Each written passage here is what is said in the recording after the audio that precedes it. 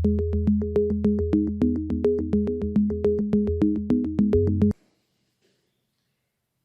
मित्रांनो, आज आपण आता ऑक्सिडेशन स्टेट ऑफ सल्फर आणि एक्सेप्शनल ऑक्सिजन एटम. आता एक्सेप्शनल ऑक्सिजन एटम म्हणजे कोणते? परऑक्साईड कंडिशन मध्ये असणारे, ज्यांची ऑक्सिडेशन स्टेट -1 असते. आणि सल्फरची ऑक्सिडेशन स्टेट मिनिमम किती असली पाहिजे आणि मॅक्झिमम किती असली पाहिजे हे आपण समजून घेऊ. त्यासाठी आपल्याला जो सल्फर आहे, हा सल्फर कोणत्या ग्रुपशी बिलॉंगिंग आहे हे पहिल्यांदा समजलं पाहिजे. तर पिरियॉडिक टेबल मध्ये हा 6A ग्रुप मध्ये आहे. कोणत्या ग्रुप मध्ये आहे? 6A ग्रुप मध्ये आहे. त्यामुळे 6A ग्रुप मध्ये असल्यामुळे यांचं जर आपण आउटरमोस्ट जनरल इलेक्ट्रॉनिक कॉन्फिगरेशन पाहिलं तर ते NS2 NP4 असं आउटरमोस्ट इलेक्ट्रॉनिक कॉन्फिगरेशन आहे. They have 6 electrons in their outermost orbit. That's why they need 2 electron to complete their octet. 2 electrons दुसऱ्याकडून घेऊन आपलं ऑक्टेट कंप्लीट करू शकते, आहे की नाही? आणि म्हणून मिनिमम ऑक्सिडेशन स्टेट, यांची मिनिमम ऑक्सिडेशन स्टेट हे किती राहू शकते? -2. म्हणजे सर्वात कमी ऑक्सिडेशन स्टेट ते -2 दाखवू शकतात. आणि मॅक्झिमम ऑक्सिडेशन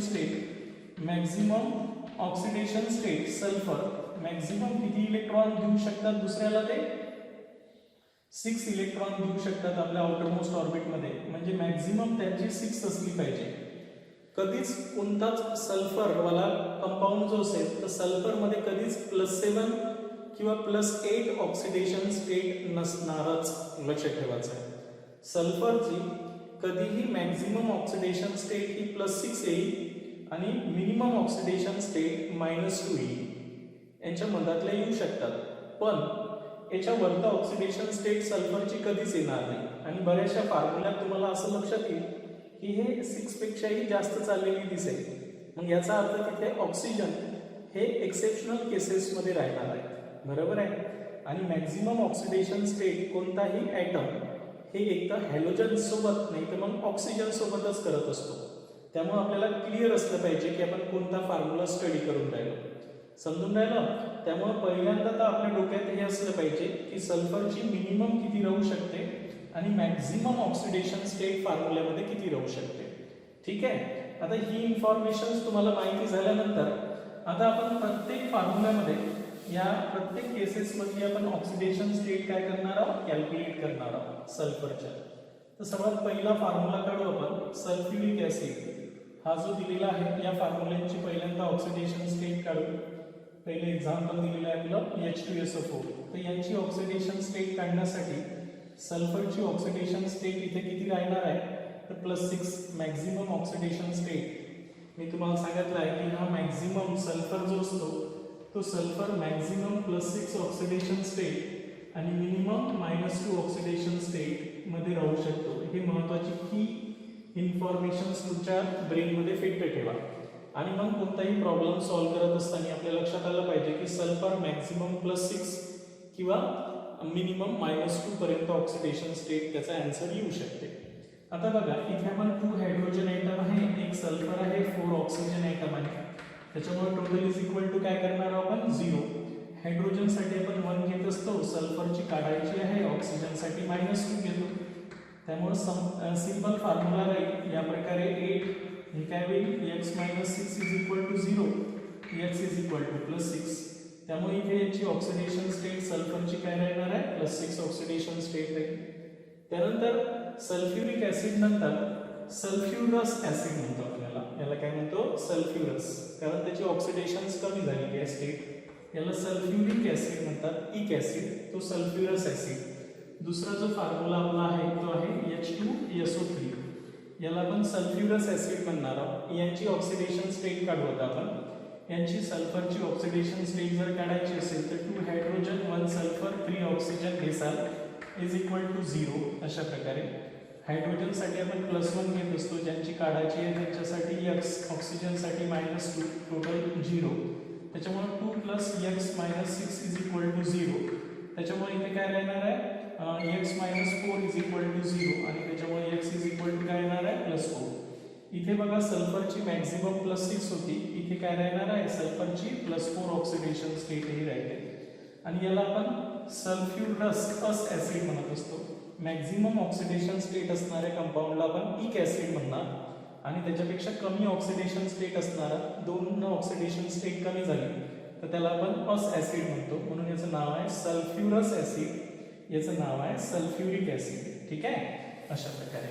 नेक्स्ट फॉर्म्युला बघू आता आपण, जे नेक्स्ट आपल्या याच्यात आहे ते H2S. सिंपल. आता थर्ड जो फॉर्म्युला आहे आपला, त्यांची ऑक्सिडेशन स्टेट हो H2S ची आहे की नाही. इथे सल्फरची ऑक्सिडेशन स्टेट काय राहणार आहे -2.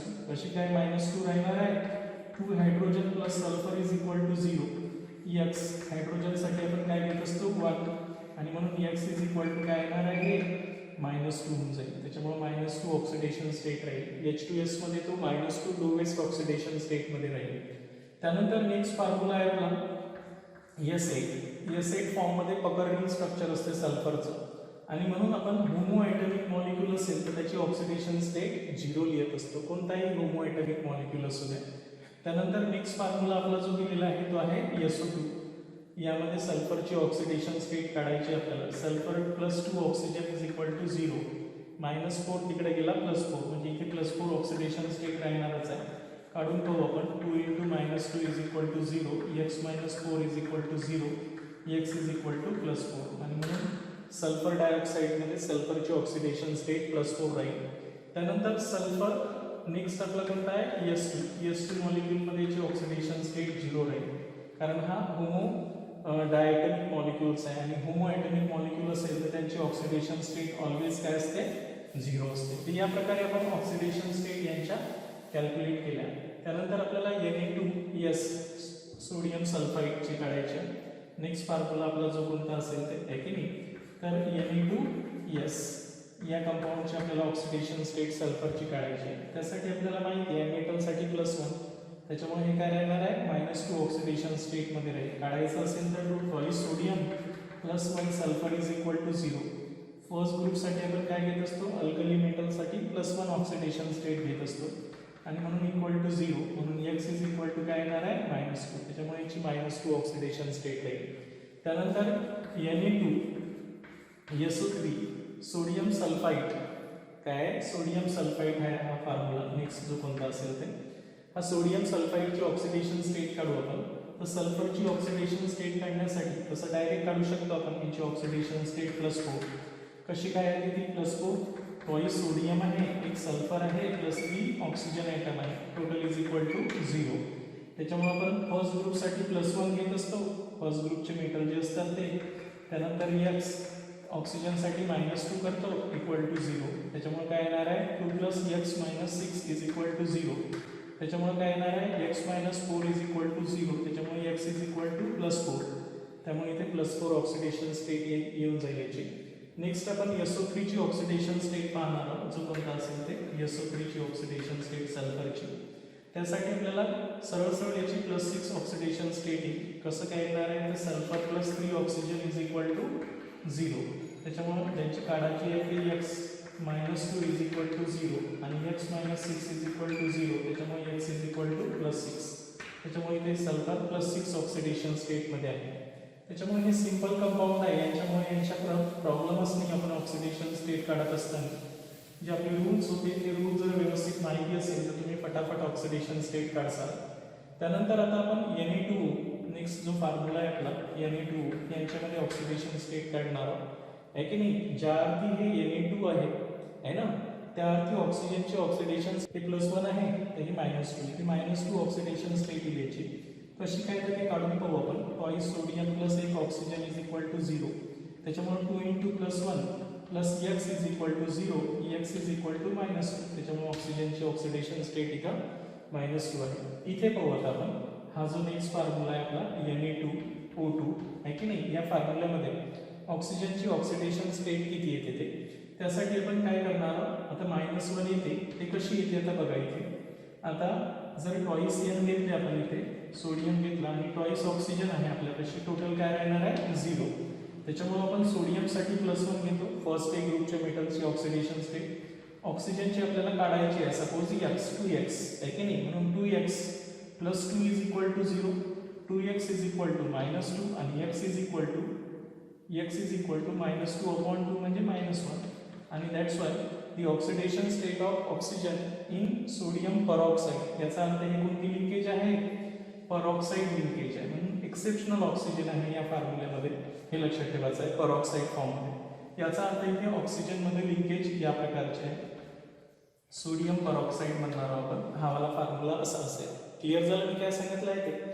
जिथे जिथे ऑक्सिजनच्या ऑक्सिडेशन स्टेट -1 येतील तर ते कोणत्या फॉर्ममध्ये राहतील, परऑक्साईड फॉर्ममध्ये राहतील. तर दिस इज परऑक्साईड फॉर्म, ठीक आहे. इथे म्हणून आपण ऑक्सिजनची ऑक्सिडेशन स्टेट काय येईल, -1. दिस इज द परऑक्साईड, हा परऑक्साईड लिंकेजमध्ये आहे. त्यानंतर वॉटरमध्ये ऑक्सिजनचा ऑक्सिडेशन स्टेट आपण H2O आहे की नाही. तर ऑक्सिजनची ऑक्सिडेशन स्टेट जर इथे काढतो म्हटलं, आपण सल्फरच्या काढल्या आतापर्यंत, आता ऑक्सिजनच्याही काढू, जिथे जिथे ऑक्सिजन असेल तिथे, आहे की नाही. आणि मग सल्फरच्या वापस पुन्हा येणार आहे, कारण एक्सेप्शनल ऑक्सिजनची आपल्याला ऑक्सिडेशन स्टेट काढायची आहे. तर इथे -2 राहणार आहे, कारण हायड्रोजनची +1 राहते. काढायची असेल तर काढू शकता तुम्ही, twice hydrogen plus x is equal to 0. x is equal to काय राहणार आहे, हायड्रोजनसाठी आपण 1 घेत असतो आणि त्याच्यामुळे इथे काय येणार आहे, -2 येऊन जाईल, ठीक आहे. पण हा जो फॉर्म्युला आहे इथे बघा, या फॉर्म्युल्यामध्ये एक्सेप्शनल ऑक्सिजन आहे याच्यामध्ये, जसं आपण हायड्रोजन परऑक्साईड म्हणतो याला H2O2. इथे जर ऑक्सिजनची ऑक्सिडेशन स्टेट काढायची असेल तर ती -1 येणार आहे. आता ही -1 कशी आली, तर twice hydrogen plus twice oxygen is equal to काय राहणार आहे, 0. हायड्रोजनसाठी आपण काय घेत असतो, 1, आणि आपण ज्याची काढायची आहे त्याच्यासाठी x. आता इथे आपल्याला ऑक्सिजनची काढायची आहे म्हणून x घेतली आपण. 2x + 2 इज इक्वल टू 0, त्याच्यामुळे 2x इज इक्वल टू -2, हा 2 तिकडे गेल्यानंतर म्हणून x इज इक्वल टू -1. आणि म्हणून हा हायड्रोजन परऑक्साईड आहे. इथे ऑक्सिजन सुद्धा कसं आहे, परऑक्साईड लिंकेजमध्ये आहे, म्हणून इथे 2 हायड्रोजन आयटम्स या परऑक्साईड फॉर्ममध्ये, हायड्रोजन परऑक्साईड म्हणतो आपण या फॉर्म्युल्याला. काय म्हणतो मग, हायड्रोजन परऑक्साईड म्हणतो, कारण यांच्यामध्ये ऑक्सिजन जो आयटम आहे तो परऑक्साईड फॉर्ममध्ये आहे, म्हणून याला आपण हायड्रोजन परऑक्साईड म्हणत असतो. क्लिअर झालं हे, अशा प्रकारे. नेक्स्ट फॉर्म्युला आपल्याला, आपण ॲक्च्युली सल्फरच्या ऑक्सिडेशन स्टेट काढून राहिलो, पण इथे कुठे ऑक्सिजनच्याही आलेले आहे. तर इथे सुद्धा -1 आहे, इथे ऑक्सिजनची -2, इथे -1 येणार आहे. हे शिकायचं आहे आपल्याला, परऑक्साईड्स कोणते कोणते आहेत ते यांच्यामध्ये एक्सेप्शनल केसेसमध्ये. त्यामुळे आता नेक्स्ट फॉर्म्युला जो आहे तुमचा BaO2 हा जो आहे, इथे ऑक्सिजनची ऑक्सिडेशन स्टेट मी -1 लिहितो, परऑक्साईड फॉर्ममध्ये आहे. मी कॅल्क्युलेट करून दाखवतो. बेरिलियम सेकंड ए ग्रुपचा मेटल आहे आणि 2 ऑक्सिजन आयटम्स, आणि आता आपल्याला ऑक्सिजनची काढायची आहे म्हणून 2x इज इक्वल टू 0. आता बेरिलियम सेकंड ग्रुपचा असल्यामुळे आपण काय घेणार आहोत, +2. सेकंड ग्रुपसाठी आपण +2 नियमच बनवलेला आहे, त्याच्यामुळे 2x इथे काय येणार आहे, 2x हा +2 तिकडे गेला म्हणजे -2.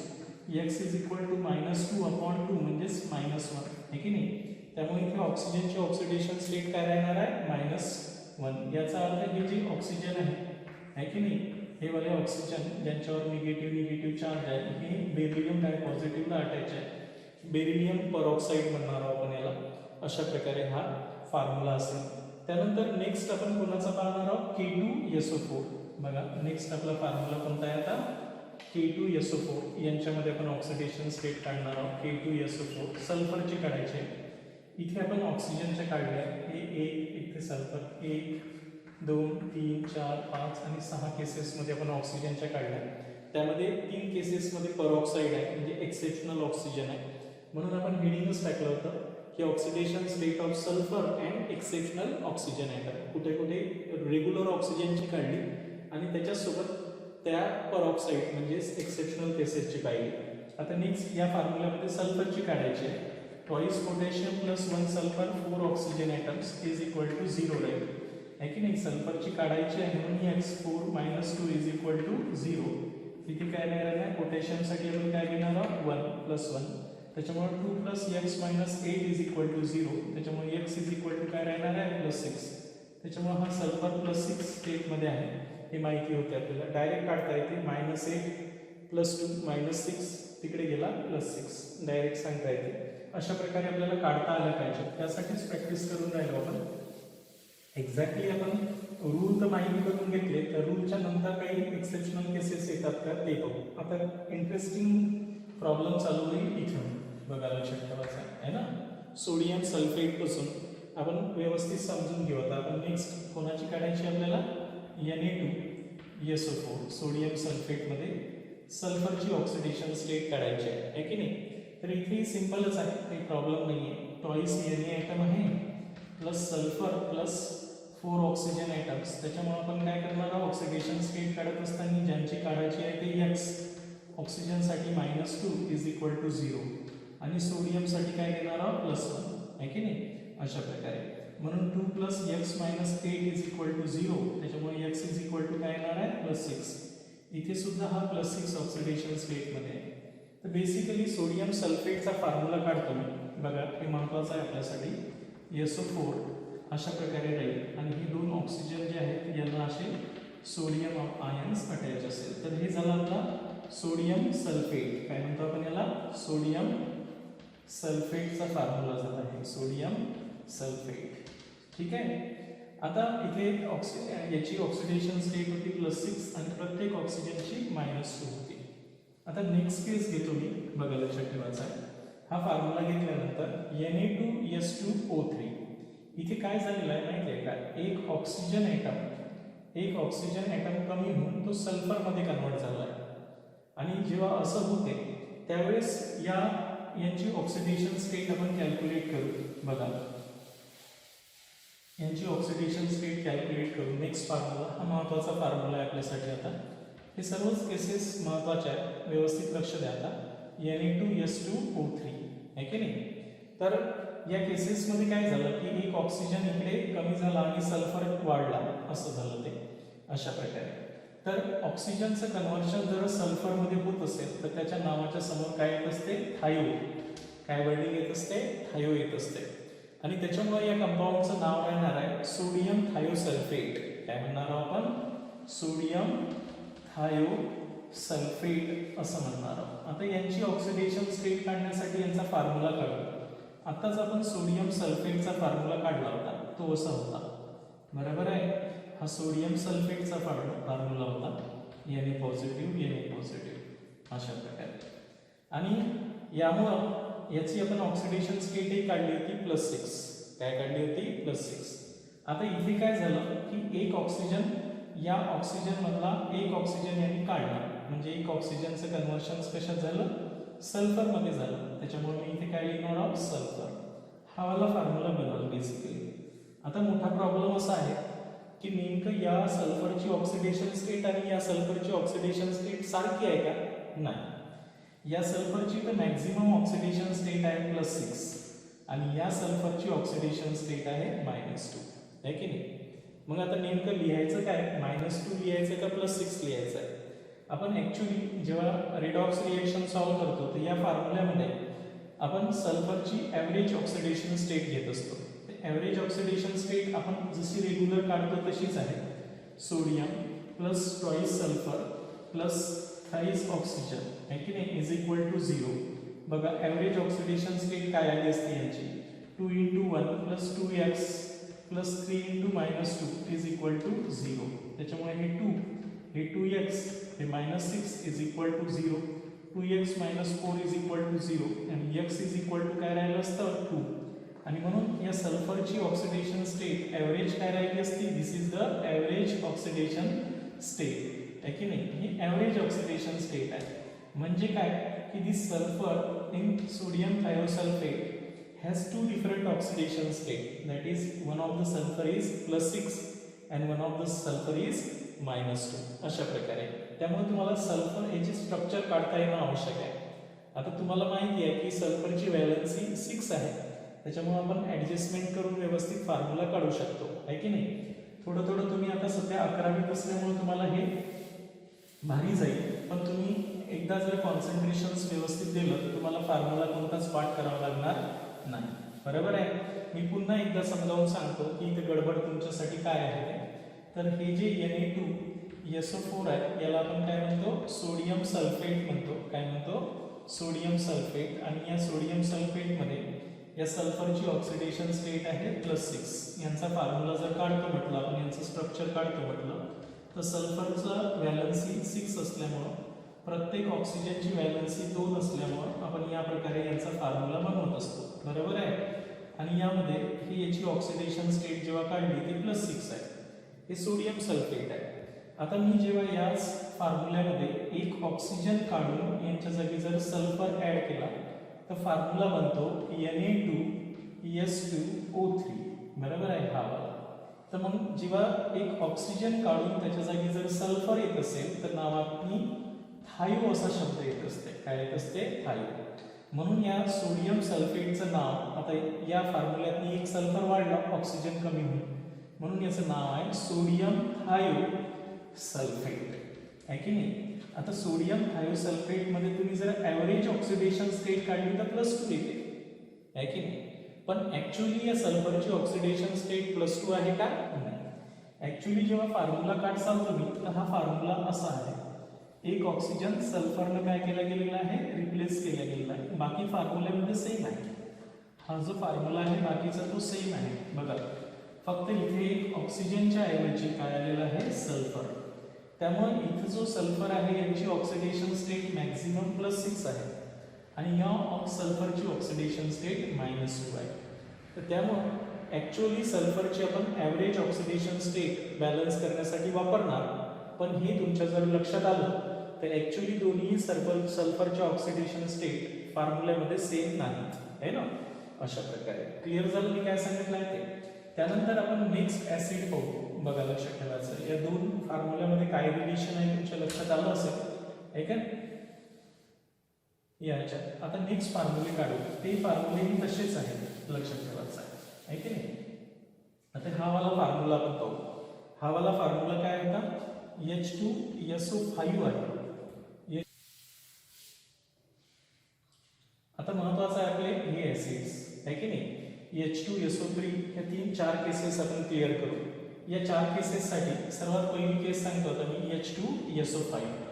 आता ऍक्च्युअली H2SO4 जे म्हणतो आपण त्याला आपण काय म्हणतो? सल्फ्युरिक ऍसिड म्हणतो. तर हा जो फॉर्म्युला आहे याला आपण काय म्हणत असतो? पर सल्फ्युरिक ऍसिड. काय म्हणत असतात? पर सल्फ्युरिक ऍसिड. या यांच्या नावातनी पर सल्फ्युरिक ऍसिड असा शब्द आहे. तर यांच्यामध्ये परऑक्साईड लिंकेज आहे. कोणती लिंकेज आहे? परऑक्साईड. त्यामुळे जेव्हा याचा फॉर्म्युला काढू आपण तर ऍक्च्युअली याचा फॉर्म्युला काढत असताना सल्फरची व्हॅलन्सी तर 6 राहणारच आहे. अशा प्रकारे एक हायड्रोजन पण एक एक्स्ट्रा ऑक्सिजन या प्रकारे राहणार आहे या फॉर्म्युल्यामध्ये. आहे ना? आणि यामुळे या दोन ऑक्सिजनची ऑक्सिडेशन स्टेट -1 राहील. यांची -2, याची -2 आणि यांची -2. आता ही परऑक्साईड लिंकेज आहे. पण बेसिकली आपल्या पद्धतीनं आपण जर हे फॉर्म्युल्याची ऑक्सिडेशन स्टेट काढली असते तर इथे सल्फरची ऑक्सिडेशन स्टेट +6 आहे. पण आपल्या पद्धतीनं जर आपण काढली असती तर नक्की रॉंग आली असती. H2SO5 यांची ऑक्सिडेशन स्टेट जर काढली असती तर twice H + S 5 oxygen atoms is equal to काय राहिलं असतं? 0. तर हायड्रोजनसाठी आपण +1 घेत असतो. ज्यांची काढायची आहे ते X ऑक्सिजनसाठी -2 घेत असतो is equal to 0. 2 + X - 10 is equal to 0. बरोबर आहे? त्यामुळे काय येणार आहे? X - 8 इज इक्वल टू 0 आणि X is equal to +8. Is that the oxidation state of sulfur is possible? +8. Maximum oxidation state सल्फरची किती राहू शकते? +6. आणि इथे जर आपण सॉल्व केलं तर ही किती येऊन राहिली? +8. तर दॅट इज द रॉंग. आहे की नाही? Means there is something oxygen atoms. हे जे ऑक्सिजन ॲटम्स आहेत विच हॅज परऑक्साईड लिंकेज. ज्या अर्थी असं आहे तर त्यामुळे या दोन ऑक्सिजनमध्ये काय? परऑक्साईड लिंकेज आहे. म्हणून जर मला यांची ऑक्सिडेशन स्टेट काढायची असेल तर एक सल्फर आहे, 2 हायड्रोजन ॲटम आहे, 3 हायड्रोजन ॲटम -2 ऑक्सिडेशन स्टेटमध्ये आहे आणि 2 ऑक्सिजन ॲटम्स -1 ऑक्सिडेशन स्टेटमध्ये आहे. अशी काढावी लागली असती. X + 2 × 1 + 3 - 2 आणि +2 - 1 घ्यावं लागलं असतं. आहे की नाही? अशा प्रकारे तेव्हा यांची ऑक्सिडेशन स्टेट +6 आली असती सल्फरची. आहे की नाही? कॅल्क्युलेशन्सनुसार. त्याच्यामुळे ह्या फॉर्म्युल्यामध्ये सल्फरची ऑक्सिडेशन +6 आहे. कॅल्क्युलेशननं जर काढली तर +8 येते. पण आपल्याला माहिती आहे की सल्फरची मॅक्झिमम ऑक्सिडेशन स्टेट किती राहू शकते? +6 राहू शकते. क्लिअर झालं? नेक्स्ट फॉर्म्युला घेऊ आता आपण. नेक्स्ट फॉर्म्युलामध्ये आता कोणता घेतला आपण? H2SO8. मार्शल ऍसिड किंवा मार्शल ऍसिड किंवा पर सल्फ्युरिक ऍसिड पर सल्फ्युरिक ऍसिड म्हणत असतो. आत्ताचा जो होता तो परऑक्सी सल्फ्युरिक ऍसिड होता. कोणता होता? परऑक्सी सल्फ्युरिक ऍसिड होता. आता आपण पर सल्फ्युरिक ऍसिड, पर हा शब्द आपण कशासाठी वापरत असतो? दोन मॉलिक्यूल मधून वॉटर जर काढला तर आता यालाच मार्शल्स ऍसिड किंवा पर सल्फ्युरिक ऍसिड म्हणणार आहोत. बघा आता कोणता फॉर्म्युला ऐकला? H2S2O8 हा वाला फॉर्म्युला. याच्यामध्ये सल्फरची ऑक्सिडेशन स्टेट काढून दाखवायची. तुम्ही जर रेग्युलर काढली तर नक्की तुमचा आन्सर रॉंग येणार आहे की नाही?